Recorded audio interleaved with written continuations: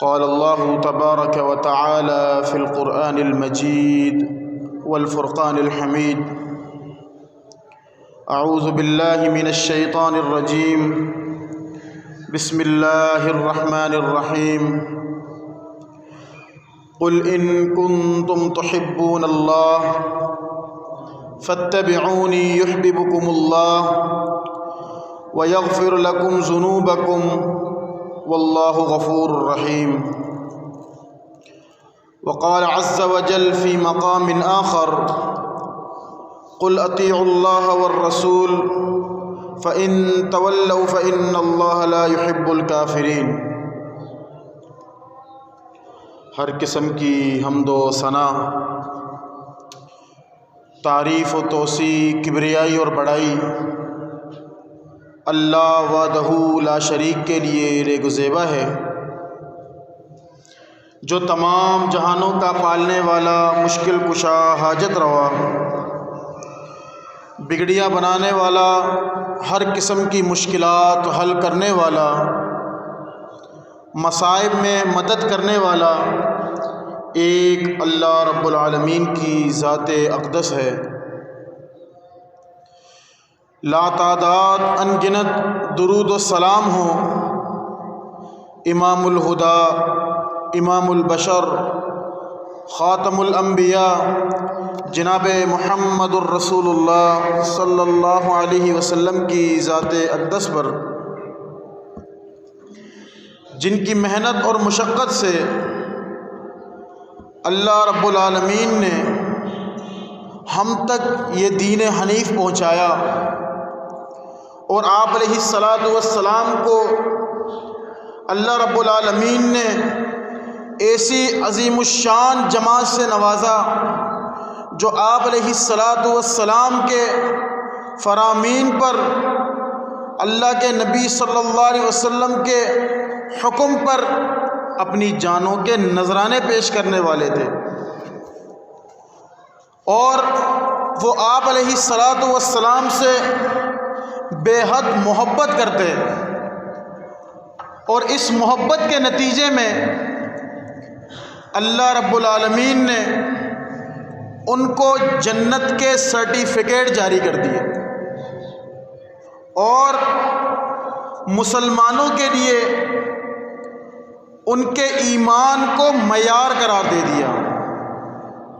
اگر اس انداز سے ایمان لاؤ گے جس انداز سے جناب محمد الرسول اللہ صلی اللہ علیہ وسلم کے صحابہ ایمان لائے، پھر جو مسلمان ہیں، جو کلمہ گو ہیں، جو کلمہ پڑھنے والے ہیں، پھر وہ ہدایت یافتہ ہوں گے۔ اللہ رب العالمین فرماتے ہیں: فَإِنْ آمَنُوا بِمِثْلِ مَا آمَنْتُمْ بِهِ فَقَدِ اهْتَدَوْا۔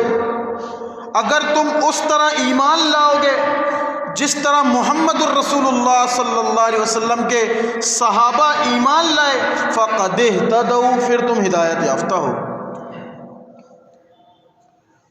تو صحابہ کرام رضوان اللہ علیہم اجمعین اللہ کے نبی صلی اللہ علیہ وسلم سے بے حد محبت کرتے تھے، آپ علیہ الصلاۃ والسلام کے لیے اپنے جانوں کے نذرانے پیش کرتے۔ تو آئیے ذرا دیکھتے ہیں کہ صحابہ کرام کی محبت کس انداز سے تھی، اور اس محبت کے بارے میں رب کریم کیا فرماتا ہے۔ اللہ رب العالمین سورہ آل عمران میں فرماتے ہیں: قل ان کنتم تحبون اللہ۔ اے نبی صلی اللہ علیہ وسلم آپ کہہ دیجئے، ان کنتم، اگر تم محبت کرتے ہو، تحبون اللہ، اللہ سے، تو کیا کرو؟ فاتبعونی، تو مجھ محمد الرسول اللہ صلی اللہ علیہ وسلم کی اطاعت کرو۔ فاتبعونی، میری اطاعت کرو۔ تو اس سے کیا فائدہ ہوگا؟ نبی کریم صلی اللہ علیہ وسلم کی اطاعت کرنے سے تو اللہ فرماتا ہے یحببکم اللہ، اللہ بھی ان سے محبت کرے گا۔ یعنی کوئی بندہ یہ دعویٰ کرتا ہے کہ مجھے اللہ رب العالمین سے محبت ہے، تو اس کی محبت اس وقت ثابت ہوگی، وہ بات اس وقت سچ ہوگی جب وہ کیا کرے گا، فاتبعونی، محمد الرسول اللہ صلی اللہ علیہ وسلم کی اطاعت کرے گا، فرما برداری میں زندگی بسر کرے گا، ان کے سنتوں اور احکامات کے مطابق اپنی زندگی کو اسی سانچے میں ڈالتا رہے گا۔ فاتبعونی، اس کا مطلب یہ ہے کہ محمد الرسول اللہ صلی اللہ علیہ وسلم سے محبت، ان کی سنتوں پر عمل، ان کے ایک ایک فرامین کو اپنی زندگی پر لاگو کرنا۔ اس کا مطلب یہ ہے کہ صرف محمد الرسول اللہ صلی اللہ علیہ وسلم کی اطاعت نہیں ہے، اس کا مطلب اللہ سے بھی محبت ہے۔ یعنی اللہ سے محبت کی شرط یہی ہے کہ رسول اللہ صلی اللہ علیہ وسلم کی اطاعت کرنی ہے۔ تو پھر فائدہ کیا ہے؟ اللہ فرماتے ہیں وَيَغْفِرُ لَكُمْ ذُنُوبَكُمْ، جو تمہارے گناہ ہیں، زندگی میں تم سے جو گناہ ہو گئے، جو سیاکاریاں ہو گئی، اللہ رب العالمین ان سب کو معاف کر دے گا۔ یعنی انسان کا فائدہ ہی فائدہ ہے۔ اللہ رب العالمین اپنے بندوں کو جنت جیسی نعمت دینا چاہتا ہے۔ اللہ رب العالمین اپنے بندوں کو جنت میں داخل کرنا چاہتا ہے۔ وہ بہانے تلاش کرتا ہے کہ کسی نہ کسی طریقے سے ان کو ایک عمل میں ملوث کر کے جو طریقہ محمد الرسول اللہ کا ہے اس طریقے پر چل کے میں ان کو جنت میں داخل کروں۔ اللہ تعالیٰ یہ چاہتا ہے، یہ رب کی چاہت ہے۔ ایک طرف رب کی مرضی ہے اور دوسری طرف ہماری مرضی ہے۔ ہم کیا چاہتے ہیں اور رب ہم سے کیا چاہتا ہے؟ رب تو چاہتا ہے کہ وہ اپنے بندوں کو معاف کرے، اپنے بندوں کی غلطیوں کو نظر انداز کرے، وہ اپنے بندوں کو اپنی جنتوں میں داخل کرے۔ جنتیں کون سی؟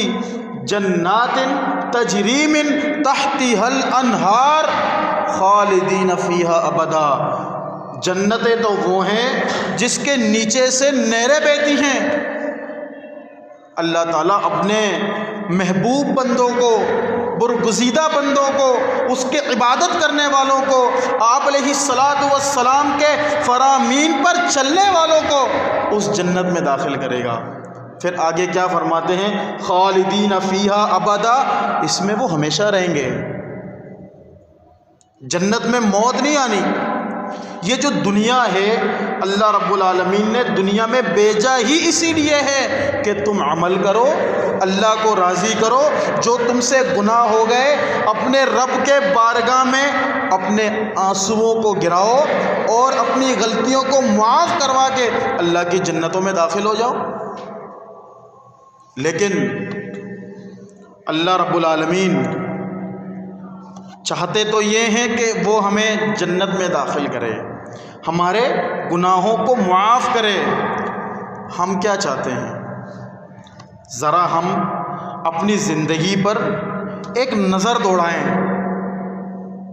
جب سے میں نے ہوش سنبھالا، یعنی بلوغت کو میں پہنچا، اس وقت سے لے کر اب تک میں نے کتنی بار اپنے رب کی بغاوت کی ہے، کتنی دفعہ میں اپنے رب کی نافرمانی کر چکا۔ پچھلی زندگی کو چھوڑ دیں، کل کا دن ہی لے لیں کہ اس 24 گھنٹے کے اندر میں کتنی دفعہ اپنے رب کی نافرمانی کرتا ہوں، اور مجھے تو توبہ کا خیال بھی نہیں آتا۔ پھر عقل ٹکانے کب آتی ہے؟ جب موت کا فرشتہ سر پہ پہنچتا ہے، جب موت قریب آ جاتی ہے، جب قرب الموت میں بندہ مبتلا ہو جاتا ہے، تب اسے پتہ چلتا ہے ہائے میں زندگی میں کچھ کر لیتا تو آگے جو مجھے جس ٹھکانے میں مجھے جانا ہے وہ میرا اچھا ہو جاتا، میرے لیے بلائی والا معاملہ ہو جاتا۔ تو پھر جب بندہ موت جب اس پر واقع ہو جاتی ہے، جب اس کو قبر میں دفنایا جاتا ہے، قبر سے جب اسے قیامت کے دن اٹھایا جائے گا، وہ دن کیسا ہوگا؟ اس دن کیا کیفیت ہوگی؟ اللہ رب العالمین اس دن کا نقشہ یوں کھینچتے ہیں، اذا السماء انفطرت، جب آسمان کو پھاڑ دیا جائے گا، جب زمین کو لرزا دیا جائے گا، پہاڑوں کو ریزہ ریزہ کر کے اڑا دیا جائے گا، اس زمین کے اندر جو کچھ ہے وہ باہر نکالے گی۔ اتنا خوفناک دن ہوگا، اور اس دن رب کے عرش کے سائے کے سوا کوئی سایہ نہیں ہوگا۔ تو کیا کیفیت ہوگی اس وقت؟ ہر انسان پریشانی کے عالم میں مبتلا ہوگا کہ کہیں اسے سایہ مل جائے، اتنی کڑک دھوپ اس کے سر پہ موجود ہوگی، وہ سائے کی تلاش میں ہوگا، لیکن اس میدان میں جہاں پوری انسانیت جمع ہوگی ادھر کوئی سایہ نہیں ہوگا، سایہ ہوگا صرف ایک، جو رب کے عرش کا سایہ ہوگا۔ وہ سایہ کن لوگوں کو نصیب ہوگا؟ اس عرش کے سائے کے تلے کون لوگ ہوں گے؟ جناب محمد الرسول اللہ صلی اللہ علیہ وسلم فرماتے ہیں، صحیح بخاری مسلم کی حدیث ہے کہ قیامت کے دن رب کے عرش کے سائے کے سوا کوئی سایہ موجود نہیں ہوگا، لیکن چند ایسے خوش نصیب لوگ ہیں جن کو رب اپنے عرش کے سائے کے تلے سایہ دے گا۔ لیکن وہ لوگ کون سے ہیں؟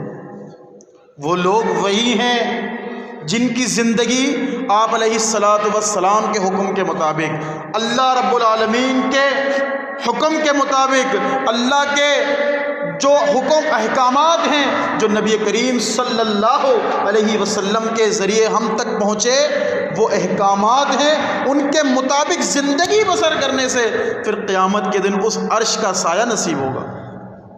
رسول اللہ صلی اللہ علیہ وسلم فرماتے ہیں کہ قیامت کے دن کوئی سایہ نہیں ہوگا رب کے عرش کے سائے کے سوا، لیکن 7 ایسے لوگ ہوں گے، 7 قسم کے افراد جن کو رب اپنے عرش کے سائے کے تلے سایہ دے گا۔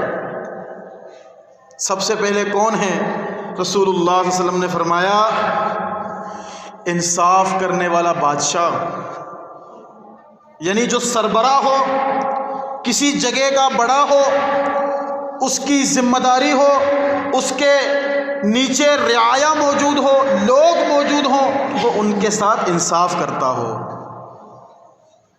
ان کے ساتھ وہی معاملہ کرتا ہو جو آپ علیہ السلام نے ایک حاکم کو، ایک بڑے کو، ایک ذمہ دار کو جو طریقہ کار سکھائے ہیں، جو دین اسلام اس کو وہ باتیں سکھاتا ہے، سمجھاتا ہے کہ تم نے کس انداز سے اپنے رعایا کا معاملہ دیکھنا ہے، ان کے انتظامات دیکھنے ہیں، طریقہ کس کا؟ جناب محمد الرسول اللہ صلی اللہ علیہ وسلم کا۔ چھوٹی سی مثال لے لیتے ہیں، ایک گھر میں کتنے افراد ہوتے ہیں؟ 10-12، لیکن اس گھر کے اندر ایک سربراہ تو ہوتا ہے نا۔ اللہ رب العالمین کیا فرماتے ہیں؟ اس سربراہ کے لیے، اس بڑے کے لیے، اس بادشاہ کے لیے جو اس کی ذمہ داری میں کوئی نہ کوئی رعایا موجود ہو، اللہ فرماتے ہیں، یا ایھا الذین آمنو، اے ایمان والو، قو انفسکم، اپنے آپ کو بچاؤ، واہلیکم، اپنے گھر والوں کو بچاؤ، نارا، آگ سے، وقودھا الناس والحجارہ، اس آگ سے بچاؤ جس آگ کو لوگوں سے اور پتھروں سے بھڑکایا جائے گا۔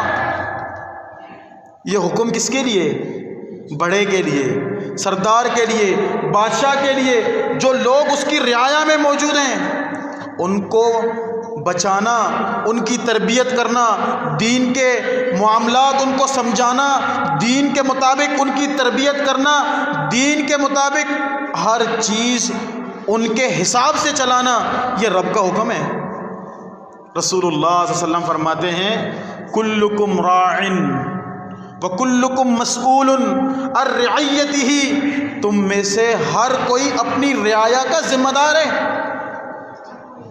اگر گھر کا بڑا ہے تو گھر والوں کے بارے میں اس سے سوال ہوگا، اگر کسی فیکٹری، کارخانے، کمپنی کا مالک ہے تب بھی اس سے سوال ہوگا اس کی رعایا کے بارے میں کہ ان کے ساتھ انصاف کرتا تھا کہ نہیں کرتا تھا، ان کے معاملات کس انداز سے دیکھتا تھا، کہ جو لوگ اس کے پسندیدہ تھے ان کو زیادہ قریب کرتا تھا یا سب کو برابر دیکھتا تھا، یا غریب لوگوں کو زیادہ فوقیت دیتا تھا۔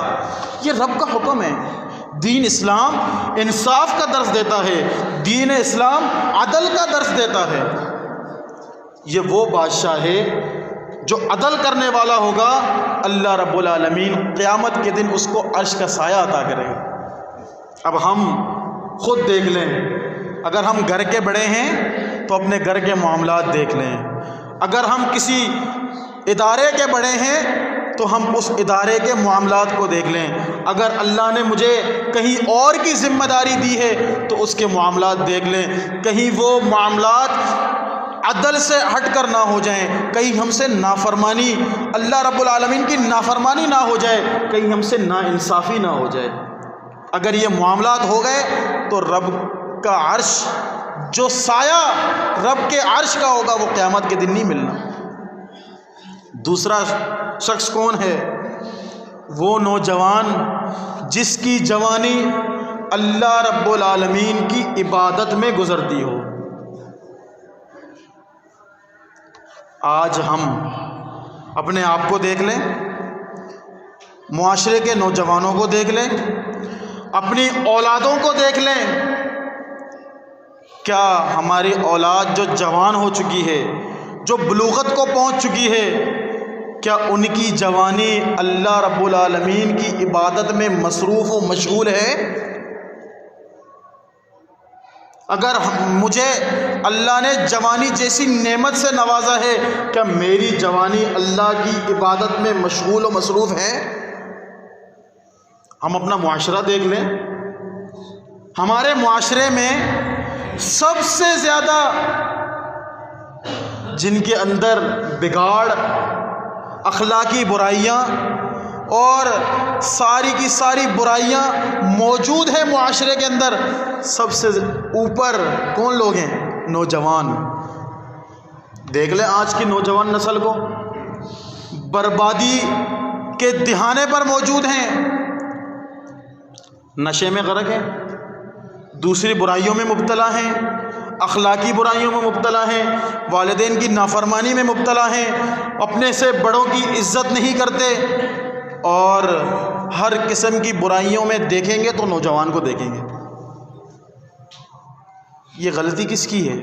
ذرا یہاں ٹھہر کر سوچیں، جو نوجوان بربادی کی طرف چل پڑے ہیں، اس کا ذمہ دار کون ہے؟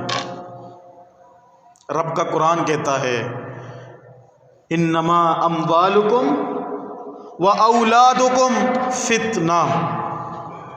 اللہ فرماتا ہے یہ جو مال ہے اور یہ جو تمہاری اولادیں ہیں، یہ تمہارے لیے آزمائش ہیں، یہ تمہارے لیے فتنے کا باعث ہیں۔ اس مال کی وجہ سے، اس اولاد کی وجہ سے اللہ تعالیٰ تمہیں جنت دے گا، اور ان دونوں چیزوں کی وجہ سے تمہیں جہنم میں بھی ڈالے گا۔ اس کی وجہ کیا ہے؟ وجہ یہی ہے کہ میں نے اپنے اولادوں کی تربیت اس انداز سے کی ہی نہیں جس انداز سے رسول اللہ صلی اللہ علیہ وسلم کا فرمان ہے۔ تو پھر کیا ہوگا؟ بعد میں ہم روتے اور پیٹتے رہیں گے کہ میرا بچہ، میری اولاد بڑی نافرمان ہے، بات نہیں مانتی، بدتمیزی پہ اتار آتے ہیں۔ تو اس کے ذمہ دار کون ہیں؟ ماں باپ۔ معاشرے میں جتنے بھی بگاڑ ہیں ان سب کے ذمہ دار والدین ہیں. کوئی تربیت نہیں کی، سمجھایا نہیں، برائی سے روکا نہیں، برائی کرتے ہوئے پکڑا گیا، جی بچہ ہے ابھی چھوڑ دو. جب یہ بچہ بڑا ہو گیا، ماں باپ کا نافرمان بن گیا، ماں باپ کے ساتھ ساتھ اپنے رب کا باغی بن گیا، تو پھر کہاں وہ دین اسلام پر چلے گا؟ کہاں اس کی جوانی اللہ کی عبادت میں مشغول و مصروف رہے گی؟ عبداللہ بن عباس رضی اللہ تعالی عنہ چھوٹے سے بچے ہیں، چھوٹی عمر میں، اللہ کے نبی صلی اللہ علیہ وسلم کے حجرے کے باہر کھڑے ہیں وضو کا پانی لے کر. اللہ کے نبی صلی اللہ علیہ وسلم تہجد کے لیے باہر آتے ہیں، دیکھتے ہیں بچہ کھڑا ہے، تو کیا کہتا ہے؟ اے اللہ کے نبی، میں آپ کے لیے وضو کا پانی لے کر آیا ہوں. اللہ کے نبی صلی اللہ علیہ وسلم اس بچے کے سر پر ہاتھ رکھتے ہیں اور اپنی نگاہوں کو آسمان پر بلند کر کے کیا کہتے ہیں؟ اللہم علمہم الکتاب. اے اللہ، اس کو کتاب کا علم دے دے، اسے دین کی سمجھ دے دے. پھر وقت وہ آیا عمر فاروق رضی اللہ تعالی عنہ کے دور خلافت میں، وہ بچہ مسند پر بیٹھتا ہے عمر فاروق رضی اللہ تعالی عنہ کے ساتھ. یعنی اتنا مقام و مرتبہ اللہ نے اس بچے کو بخشا. لیکن اس بچے کا والد اسے کیا نصیحت کرتا ہے کہ بیٹے عمر کے ساتھ رہتے ہو، کبھی جھوٹ نہیں بولنا، کبھی راز فاش نہیں کرنا. اب بچہ اتنے بڑے مقام و مرتبے پر اللہ نے اس کو پہنچا دیا. باپ کی نصیحت دیکھ لیں.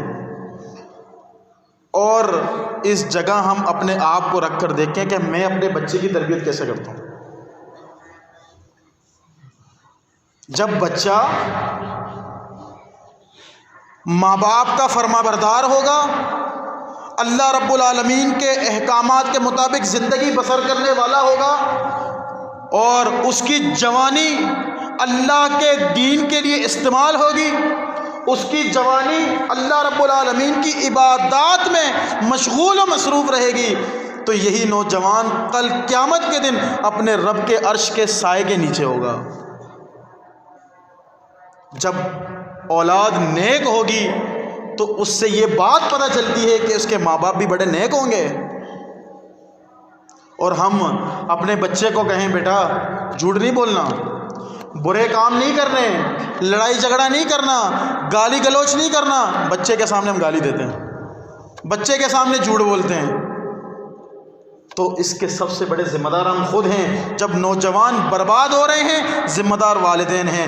بچے اور نوجوان اللہ کی عبادت میں مشغول ہیں، تب بھی اس کا اجر و ثواب والدین کو ضرور ملے گا.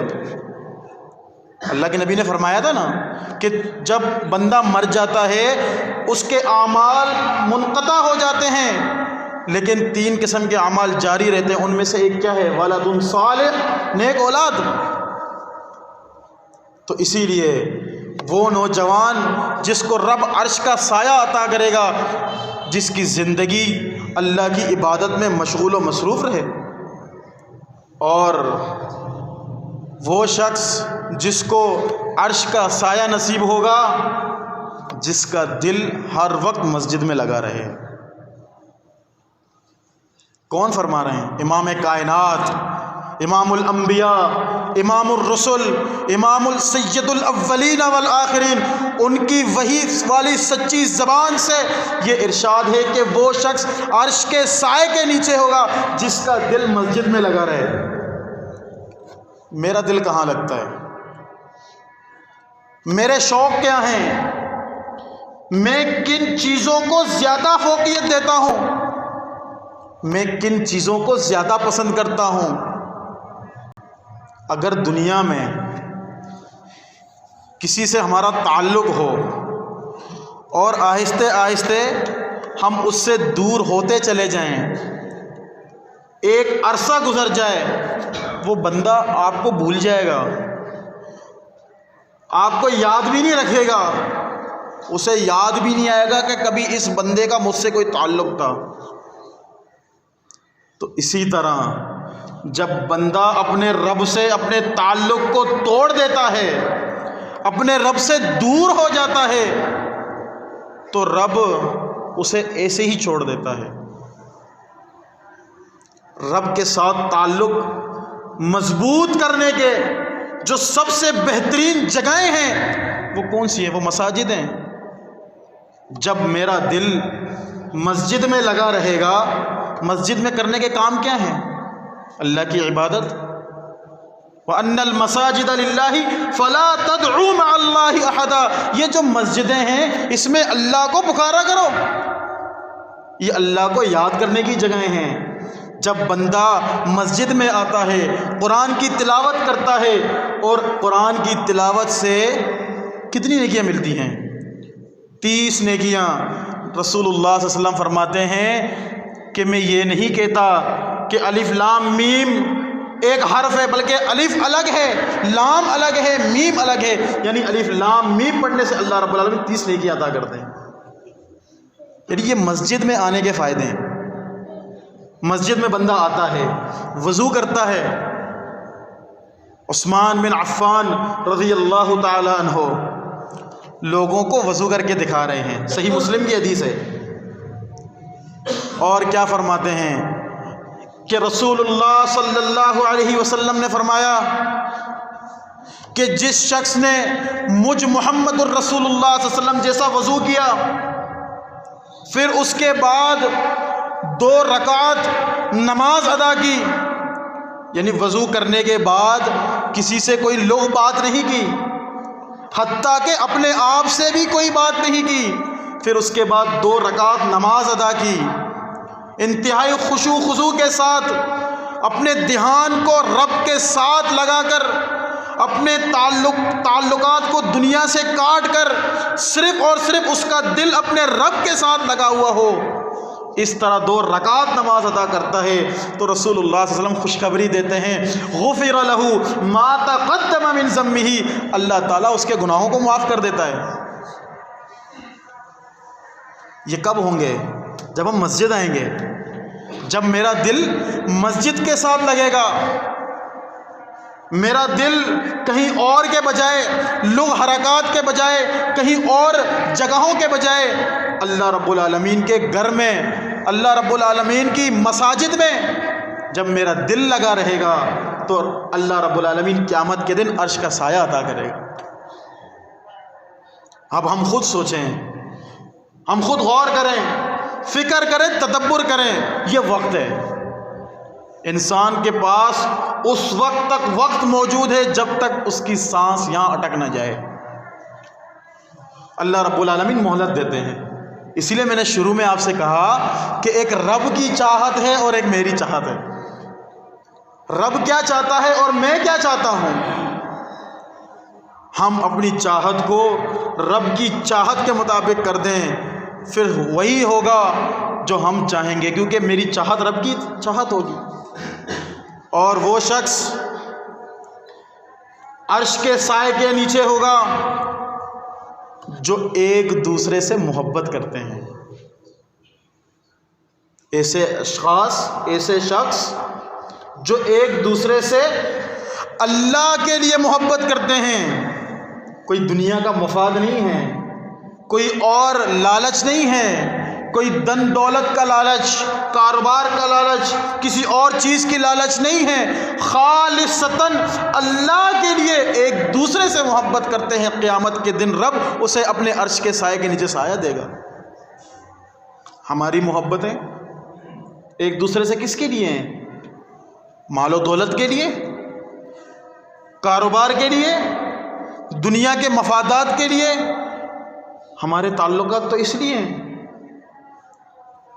اللہ تعالیٰ قیامت کے دن فرشتوں سے کہے گا کہ اس لوگوں پر رش کریں گے جو ایک دوسرے سے اللہ کے لیے محبت کرتے تھے۔ فرشتے بھی فخر کریں گے ان لوگوں پر قیامت کے دن، اور ایک انعام یہ بھی ہے کہ اللہ تعالیٰ عرش کا سایہ عطا کرے گا، اور وہ شخص جس کو رب اپنے عرش کا سایہ عطا کرے گا، جو رب نے مال دیا اس مال سے اللہ کی راہ میں خرچ کرتا ہے، اس انداز سے خرچ کرتا ہے کہ ایک ہاتھ سے خرچ کیا دوسرے ہاتھ کو پتہ بھی نہ چلے۔ کتنا چھپا کے رب کے راستے میں اپنے مال کو خرچ کرتے ہیں۔ اللہ نے فرمایا وہ لوگ کامیاب ہیں جو اپنے مال کو رب کے راہ میں خرچ کرتے ہیں، ينفقون فی سبیل اللہ، خرچ کرتے ہیں اللہ کے راستے میں، اپنے مال کو چھپاتے نہیں ہیں۔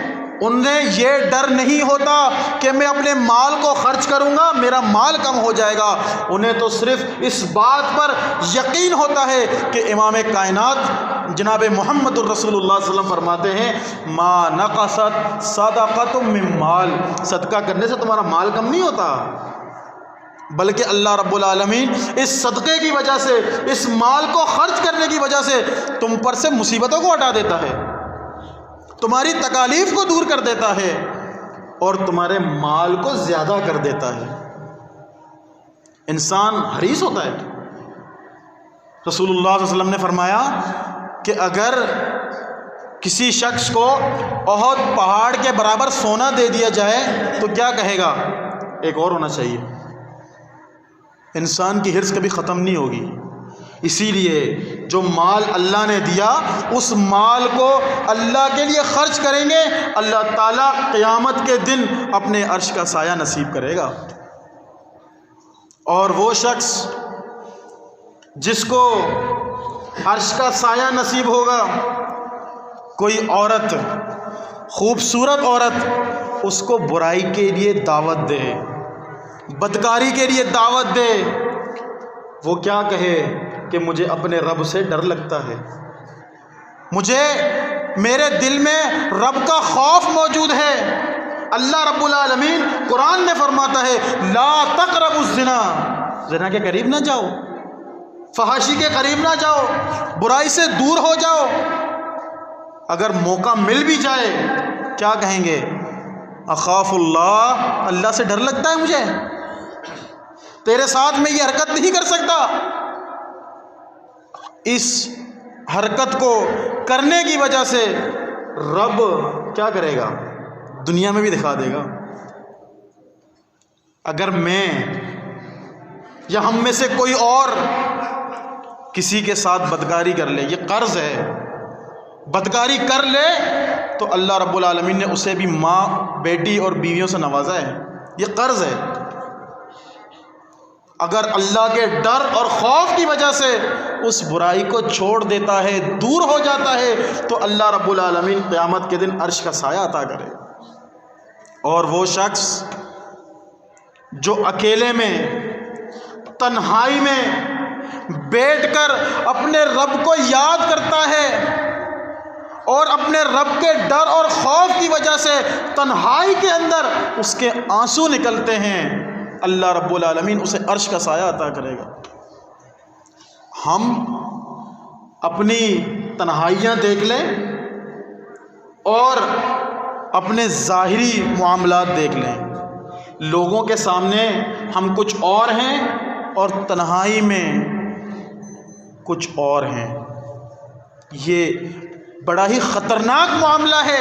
جناب محمد الرسول اللہ صلی اللہ علیہ وسلم کی بڑی سخت وعید ہے اس بارے میں کہ لوگوں کے سامنے کچھ اور ہے اور تنہائی میں جا کے اللہ کی حدودوں کو پامال کرتا ہے، اللہ کے حکم کی نافرمانیاں کرتا ہے، اللہ رب العالمین کی بغاوت میں اپنے اس وقت کو صرف کرتا ہے، تو قیامت کے دن اسے عرش کا سایہ نصیب نہیں ہوگا، ذلیل و خوار ہوگا، ان لوگوں میں سے ہو جائے گا جن کو نامہ اعمال الٹے ہاتھ میں دیا جائے گا اور وہ شرمندگی کی وجہ سے اسے چھپاتا پھرے گا کہ کہیں لوگ اسے نہ دیکھ لیں۔